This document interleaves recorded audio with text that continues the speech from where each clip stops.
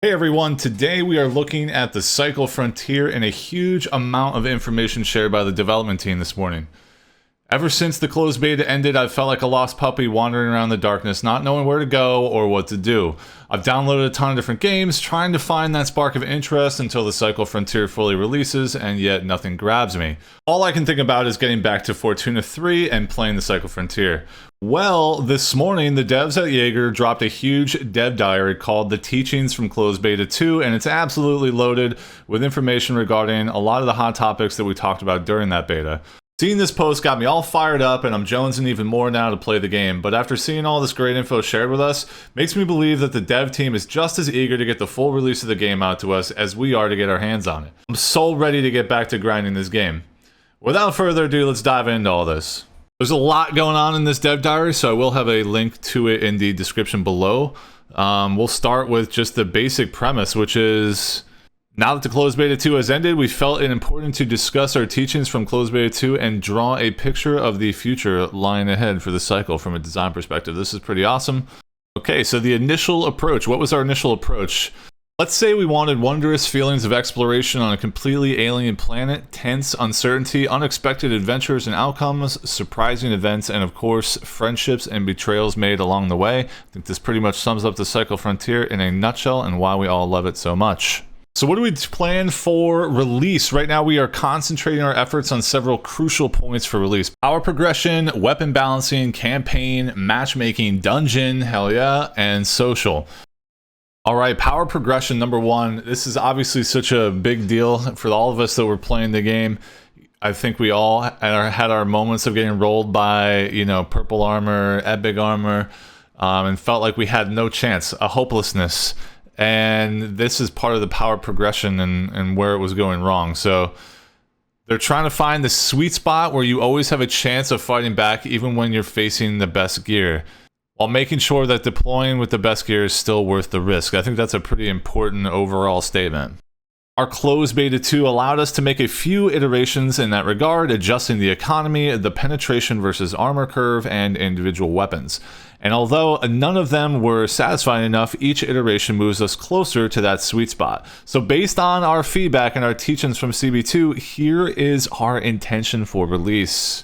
Please note that although we are confident in these changes, nothing is set in stone. So guys, don't freak out if you don't like what you see just yet, or you have to test it out before you can come to that conclusion.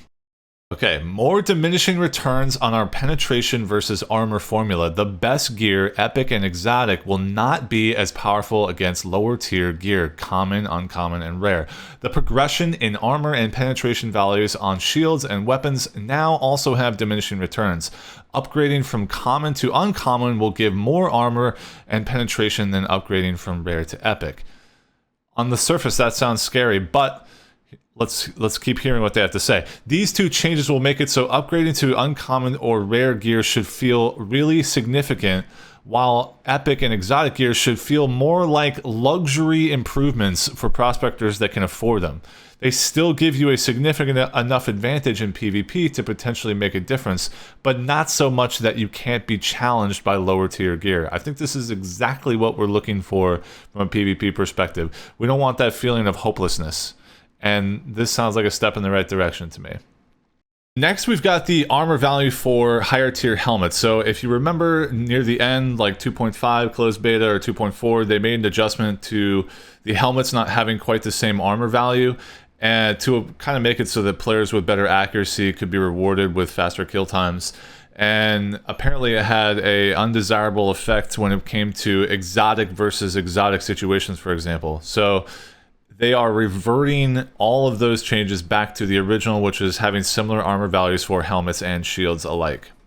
Next, we've got weapon tuning. So there was a lot of feedback on SMGs being too strong and too versatile in like every situation in the game, and it kind of overshadowed assault rifles. Totally agree. And the number one reason for that was that all the guns, with the exception of the Gorgon, I think, and when they finally added it, there is no damage fall off at range for any guns in the cycle. So they originally had this idea to allow players to want to specialize in a specific weapon and be able to use it in the most situations if they learn to master the recoil pattern. And ultimately, I don't think that worked. In the end, it didn't prove to be enough to differentiate the several types of weapons we have, as we also potentially wanted to have SMGs with relatively low recoil like the Flechette, and that made them compete with assault rifles too well. So first and most important change we want to make regarding our weapons is to make their damage fall off with distance.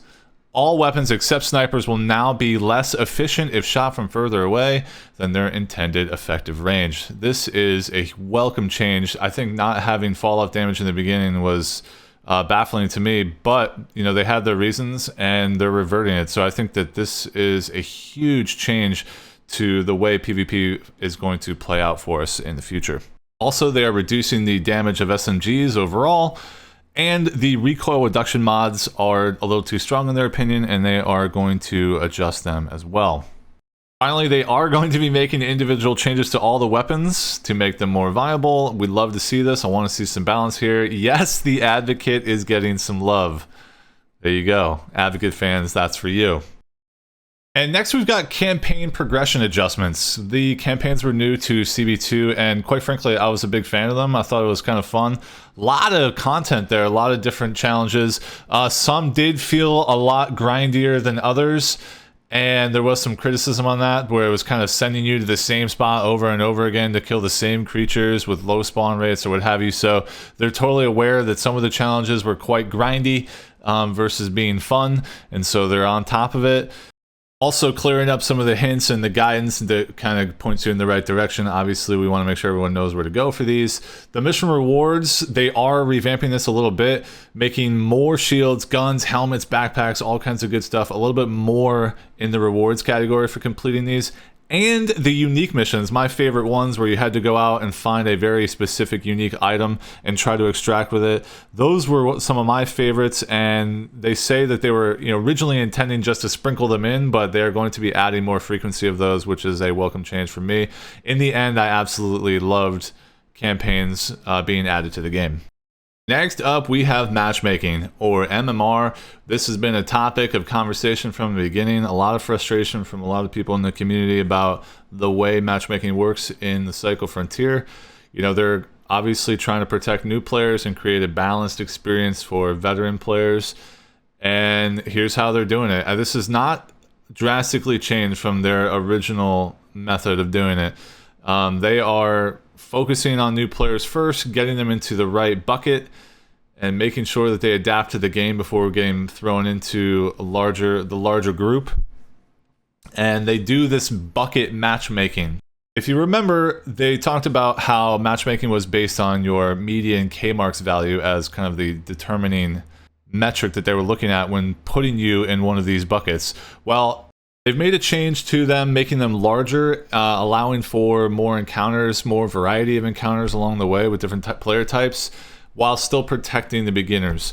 We'll see how this plays out. This doesn't seem too far from what we were originally experiencing.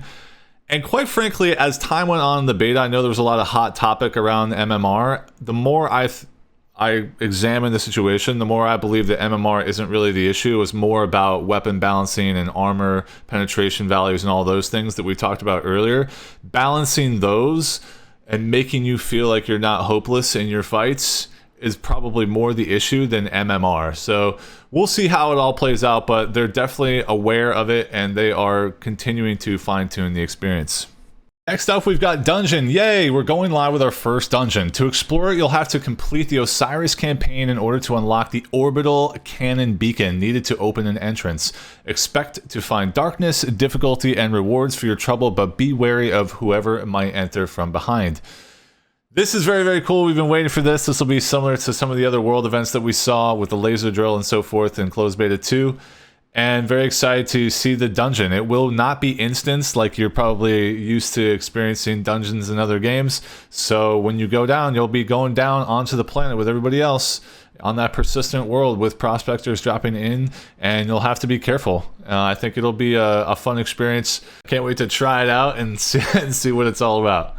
Lastly, we've got the social hub. At the beginning of CB2, they did kind of disable this. There was causing some issues, but looks like they've got it back working. The multiplayer station, so when you go to the station, you'll be able to meet new prospectors, team up with them, you know, emote with them, hang out, and have it feel more like a community experience. So looking forward to that. Wow, that was a ton of good stuff. Let me know what you guys think about all the changes down below in the comments. Thank you so much for watching, and if you're looking to find your way back for more Cycle Frontier content, then make sure to drop a sub, and I'll see you in the next one.